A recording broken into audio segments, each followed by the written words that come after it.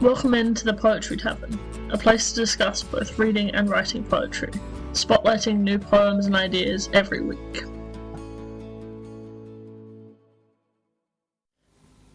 Hello all, and welcome into the Poetry Tavern. My name's Charlotte, I'm your host as always, and this week we're doing an episode on puns. I think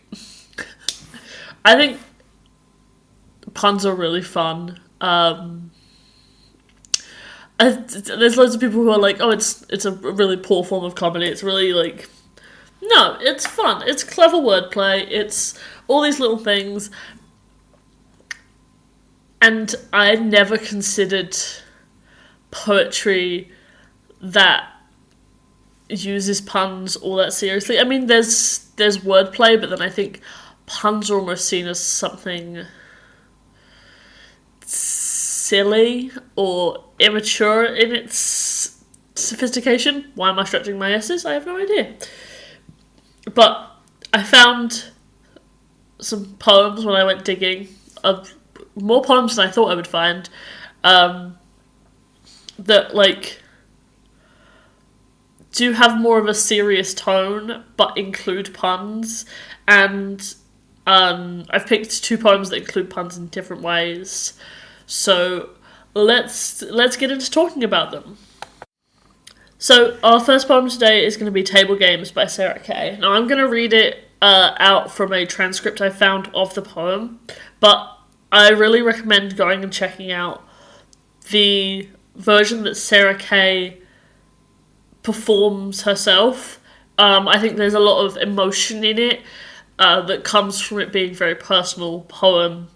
So if you just search Table Games Sarah Kay, find it that way.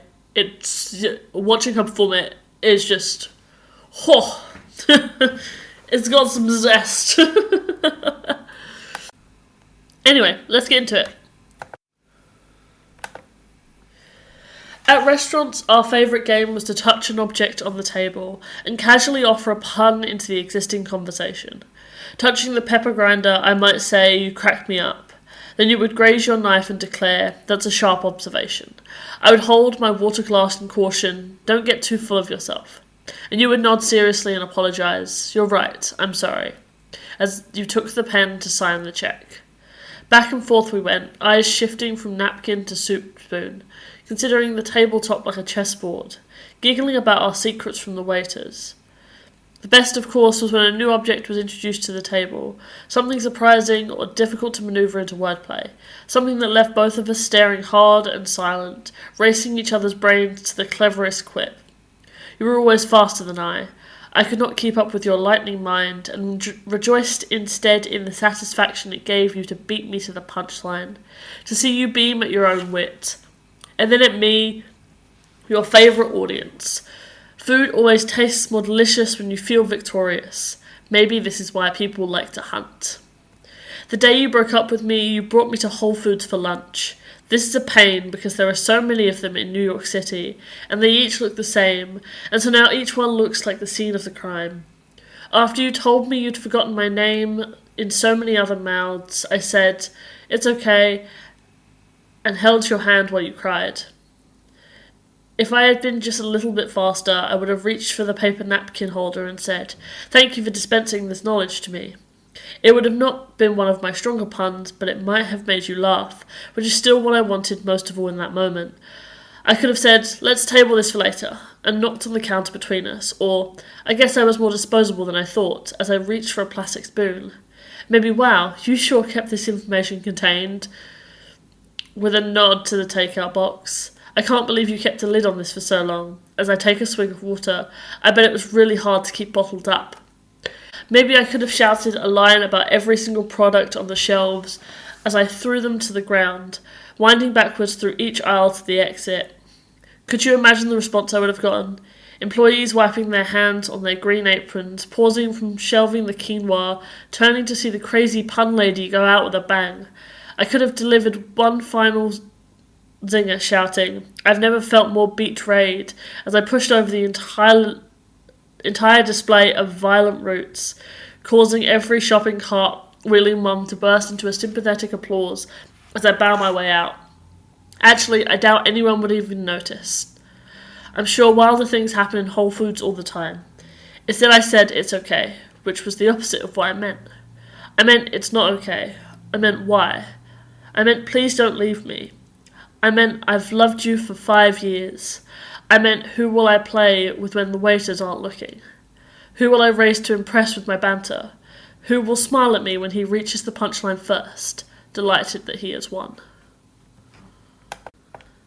Now, I really enjoyed this. Like, I watched it first, and then I read it through and I actually, like, took in what it was saying. And it's really, I mean, it's not fun, but it's fun to look at and, like, from the perspective of poetry. Yeah, it's so good. I think it's really interesting that it talks about this relationship through these puns, and like we see this sort of sweet beginning, or this sweet game that they've played, and it becomes soured by the end as she tries to hold on.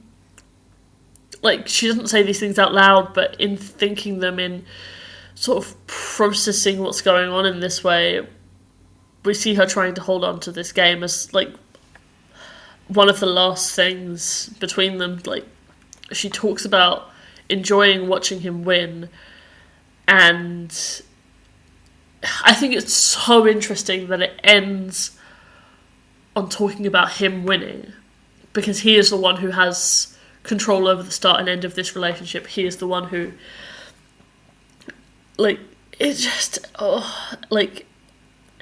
and he's the one who, you know, while she thought they were in a good relationship, I assume based on the poem, he was, from what it says, probably having affairs. And it's like, so interesting that it's framed that he won in this interaction, or at least from the way I'm reading it. But like, yeah, absolutely go and watch this one be performed. Go and watch the video. Yeah, it's just one of those ones I don't have a lot of words to say other than I love this poem, and I just had to like feature it. It uses puns rather than in this sort of baking the puns in and not talking about the fact there's puns. It talks about them because they are almost one of the focuses of this poem is this game of puns they play, the table game they play. And I just think it's so interesting. Okay, so our next poem is Countdown to Heartbreak by Spencer Craig.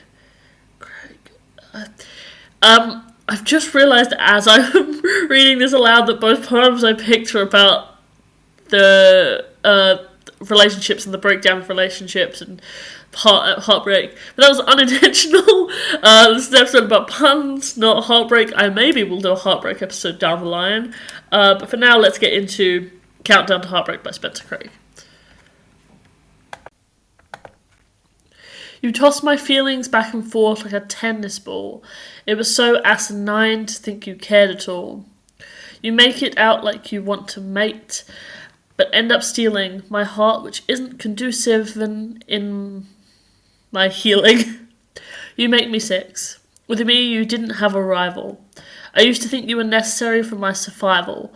Therefore, from here on, I won't allow you to crush me. No more thrill seeing my reaction when you touch me. I don't understand people who just get together to make you think you won and blow you off like a feather.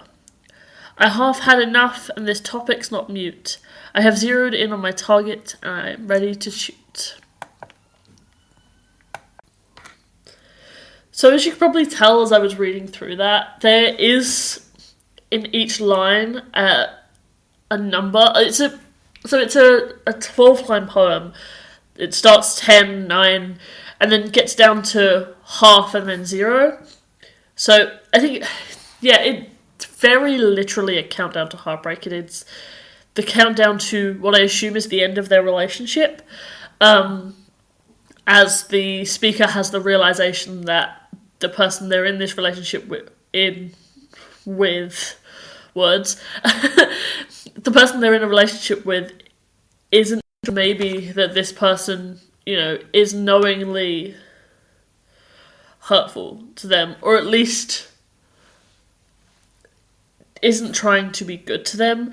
It's really interesting to use the countdown and to put it into the words, because that's probably pretty restrictive in what you can write, having to squish that in. Like, having to put 10 in the first line probably impacted the fact that it was about the back and forth, because some of these ideas could have been in any order, but having to fit the countdown into there, it's really interesting. And to, have it to be some of the numbers are split across words, some of the numbers are at the start of words, some of the numbers are different words that sound the same. It's just a really interesting way to hide that countdown within the lines, and because of the the wordplay, it's puns. So yeah, yeah, I think it's really interesting. It's such an interesting way to do it. Yeah. And I mean, the fact that it goes from counting down in whole numbers to then the half almost suggests a hesitancy in the breaking up. I mean, it's going to be difficult ending a relationship even if it's bad for you, right? So, it's just, so it's so well done, so interesting, and I just love it. I love a lot about poetry. This one's really fun though.